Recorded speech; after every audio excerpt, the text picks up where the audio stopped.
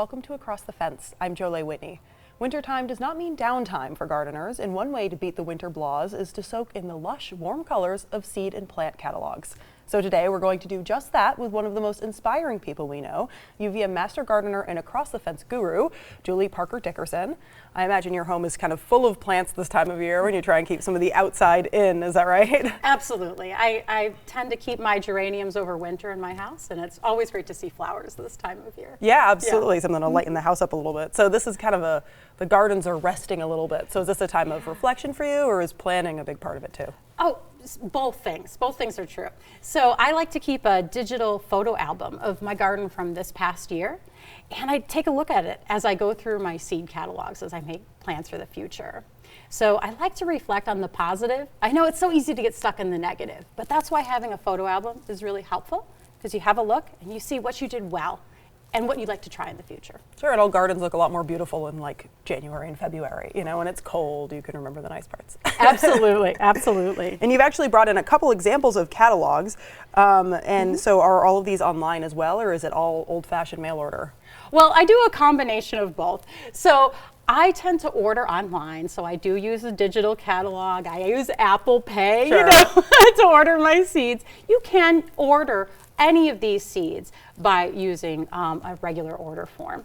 But what I love about this is you get some really great visuals. The whole seed catalog by Baker Creek has a lot. This one here, oh, it's right? Huge. It's a great It's enormous. Book. It's enormous, and that's why it's called the whole catalog.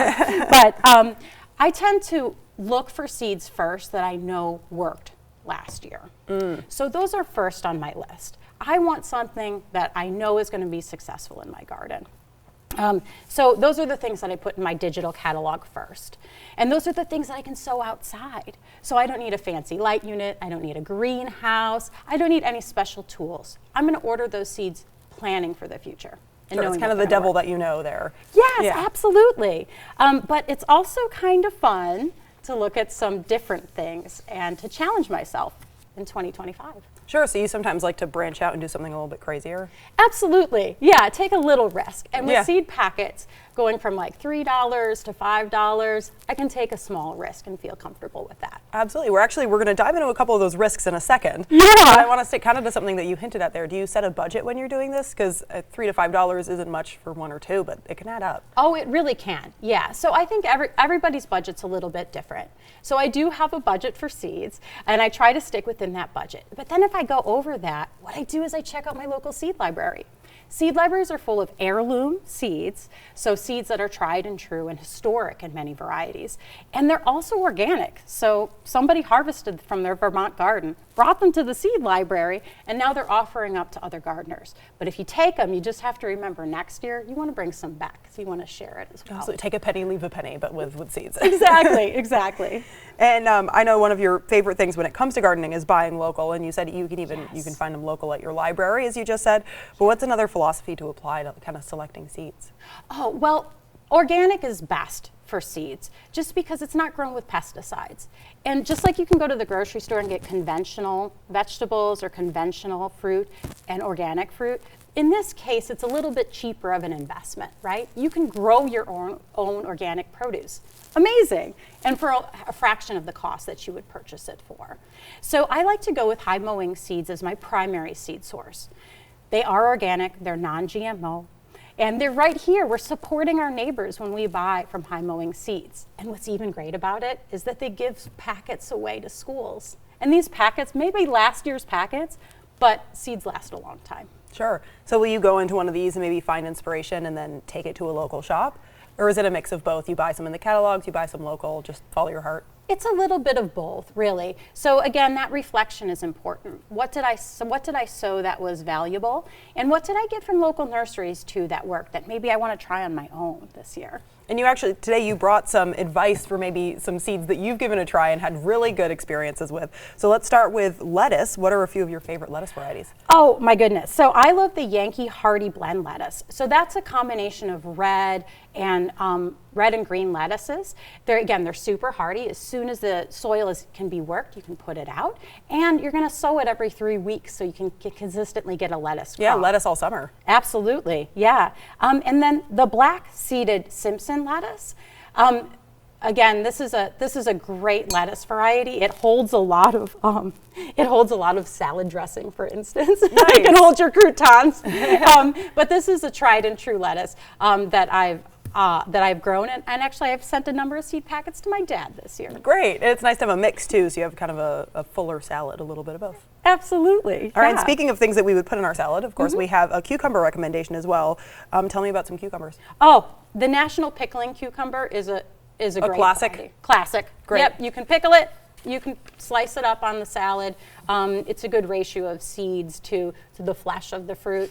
Just cut it up, stick it on your salad. Sure, so it's a little bit of both too. You can use it to pickle and you can use it to just kind of liven up a salad. Absolutely. I don't need to necessarily trellis it, but it's helpful. Great. And then, of course, we have one that you're kind of a more adventurous grow you're trying this year. Tell me about these. Yes. So this is actually like an Indian snake cucumber. Oh, I've got the Kyoto 3 feet cucumber. This is awesome, this variety. So this is going to be 3 feet of cucumber. Yeah, that's plenty of cucumber. So if you make a cucumber salad, this is a great one for you. It's got a great taste to it. I got this one from Baker Creek Seeds. It's like super long. It's a really great, awesome variety. So yeah. Yeah, and that's the nice thing. I mean, sometimes shopping in person, you'll see something like that and it'll inspire you. Absolutely, yeah. All right, and you have another kind of adventurous cucumber here. Yes, oh yes, here's the Indian snake cucumber. So this is actually like an Armenian variety. So it's actually a melon. Oh, wow. And this you'll have to use a trellis for. So you have to make sure you have a strong trellis. Obviously, it's a very long thing, but it's especially cool to grow with kids. And if you're a cucumber fan, it's pretty awesome. And as you mentioned that buying seeds can be kind of expensive, but you also said that sometimes they'll keep pretty well. So how long, what's the lifespan on those? So seeds can last up 4 or 5 years, even longer sometimes. So there's a lot of great charts online that you can find. So check out last year's seeds. It's not like milk. They can last for several years. You just want to check at each variety and you'll see how long that they can go for. You can also do germination tests.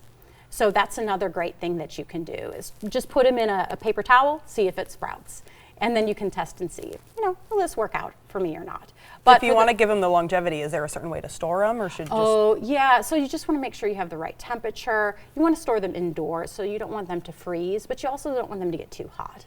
So yeah, so there are good conditions in which you could store them. So yeah, check it out on your seed packets though, for sure, for storage. Sure.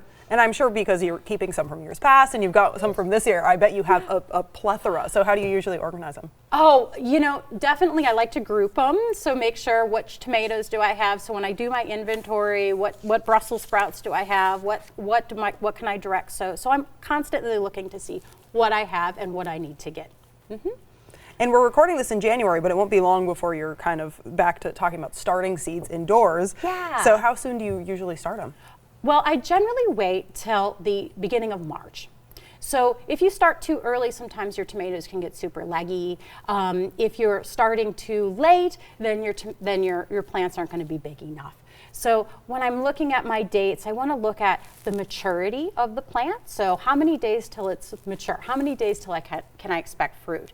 So I definitely start in March. And I want to consider what each plant needs. So I'll start with my brassicas first, so my cooler weather crops, because I know that those are going to go out in the garden first. And then I move into the hot weather items, so peppers and tomatoes and things like that. And of course you can buy some plants already started. So what's the benefit to doing that as opposed to starting seeds, or is it just a toss-up? Well, I think there's an energy intensiveness, right, to using a light unit. So light units, they tend to vary in terms of how much energy they're going to use, but the really important thing is balancing your budget, right? So if you're going to use a really energy intensive unit, you want to make sure that you have a product to show from that.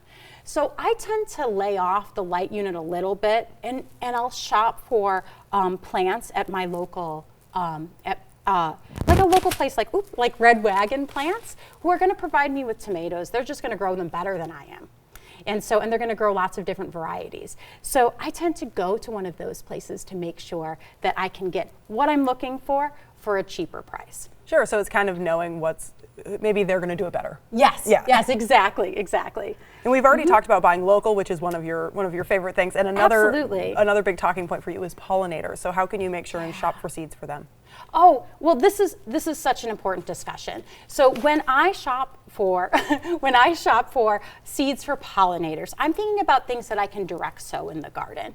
So what's really important is that I'm getting things that I know are going to be productive. And one of my favorite plants is cut and come again zinnias. So I love zinnias because they're a nice farewell to butterflies, especially those monarchs. So they're going to bloom sometime in the end of July, August timeframe. And when I see them bloom, I know it's just about time to go back to school.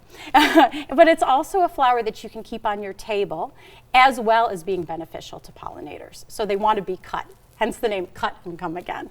All right. And you have another flower that you wanted to highlight today. Are these as well a big pollinator-friendly one, sunflowers? Well, I like to grow my own bird food. So sunflower mixes are a different great. pollinator, maybe. Yes. Yeah, but bees also love these too. So when I'm looking for seed mixes, I go with a variety pack essentially of sunflower seeds. So anytime I have a patch of soil in the garden that isn't planted, I want to plant that directly with seeds.